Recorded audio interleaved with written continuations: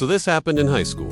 Let's get into it. It was just a normal day in my normal life. I had just taken a quick shower because I had to go somewhere in 2 minutes. So I turn off the water with a flick of the wrist. And as I am drying myself with a clean towel, there's a knock at the door. And I think, who could that possibly be? It was hot outside, so I decided I would answer the door in my towel because it was literally 2 seconds. And plus, who was gonna see me? My mom was in her room and my dad was at work. But as I opened up the door, my worst nightmare came true. My dad was home early from work and he must have locked the front door when he left because I couldn't get out. Now it's worth mentioning that our house has 3 entrances, so you always had options. But unfortunately, the back door was also locked because my dad installed that thing the night before. And the side door was locked because I locked it myself the night before when I went to bed. But that left me with one option. I had to find a way over the fence, so I run back into the house to grab my phone and make sure I can call someone for help. But as I reach for the phone, I realize that I'm too scared to ask my dad for help. What if he grounded me for the next 2 years? You know, we all have those moments where we wish we could erase ourselves from existence. And that was definitely one of those moments for me. So instead of asking my dad for help, I decide to try to climb over the fence myself. But little did I know that this would become the most embarrassing moment of my life. Now, in my mind, I'm thinking that it'll be no problem because I am an elite athlete. Not only do I play basketball in high school, but I also did track. And even though I wasn't the fastest or the strongest guy on either team, I was definitely top 3 in terms of height. I was 6 feet 4. And yes, I know people say that being tall doesn't matter, but it definitely matters when you're trying to climb a 6-foot fence. So I go to the fence, take a deep breath, plant my feet, and launch myself upwards. But as I do, I feel myself losing balance, and the only thing that keeps me from falling is my hand. And since I have hands, I am able to hoist myself up and pull myself over the fence. But it only takes a couple seconds for me to realize that I've made a huge mistake. The first mistake was that I forgot to pull my towel all the way up after I climbed the fence.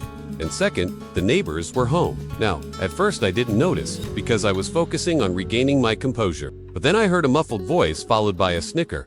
And at us when I looked down and saw Mrs. Henderson behind her curtains with a big smile on her face. She then looked away quickly when she noticed that I had seen her. But luckily for me, she was too late because I was already red-faced and drenched in sweat. So as I start to climb down the fence, I think to myself, I got this until I realized that I actually didn't have anything to grab onto. So I tried to jump onto the grass, but it took a lot longer than I thought it would. And as I'm sitting there awkwardly on the fence, I hear some footsteps coming from around the corner. And I turn my head and see Mr. Williams walking his dog. Now, Mr. Williams was a funny guy. He was always outside, taking care of his lawn and making sure everything was perfect. In fact, his yard was the cleanest yard on the entire block.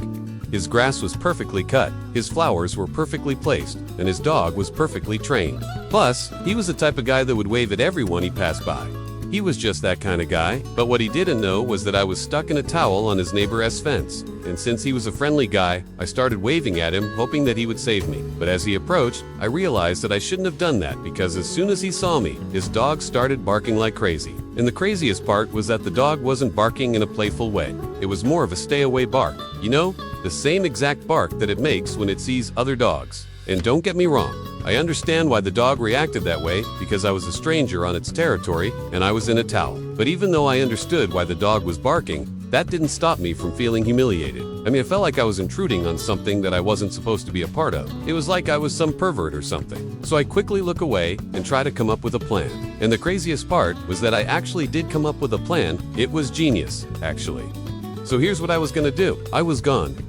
Drop down and sneak through the bushes and then run to my house as fast as possible. But unfortunately, before I could even put my plan into action, Mr. Williams shouted, "Hey there," which gave away my position and made me extremely and as he continued to walk towards me, I knew I had to do something because I didn't want him to see me like that. So I decided to jump down and run to my house. But as I do, I realized that I made another critical mistake. As I jumped down, I didn't realize that the ground was concrete. So as I slammed to the ground, I feel myself losing my balance once again. And the only thing that keeps me upright is my towel. And even though it's holding me up, it's very clear that this towel is not going to protect my dignity. So I try to clutch the towel tighter, but the more I do, the more it slips down. And at this point, I am debating whether I should let go and embrace the pain or try to hold on and risk ripping the towel. And right when I think I'm gonna rip the towel, I feel myself fall. But luckily, I'm able to brace myself and land on my elbow. But unfortunately, that's when the towel slips past my waist and exposes me to the world.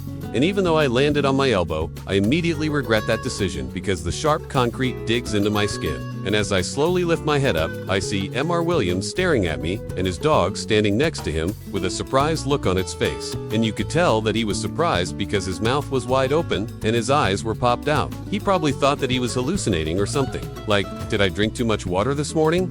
Or maybe he was thinking, is this kid all right? I don't know. Either way, as I lay there in pain, I panic and try to cover myself with the towel. But it's too late because Mr. Williams had already seen me. And I knew that he wasn't going to say anything because he was a good guy. So I decided to embrace the pain and wait for it to go away. But unfortunately, I didn't realize how long it would actually last. And trust me, it wasn't a few seconds. We're talking 5 minutes. 5 minutes of lying there while excruciating pain and humiliation fill your body. It's truly a feeling you never want to experience. But finally, when it seemed like an eternity, I was finally able to stand up and run to my house. Once I closed the door, I immediately ran to the bathroom and looked at my elbow. But I wasn't cut or anything, I was just bruised. So I put some Neosporin on it and a bandage and called it a day. I never told anyone what happened because I was too ashamed, but somehow the story leaked.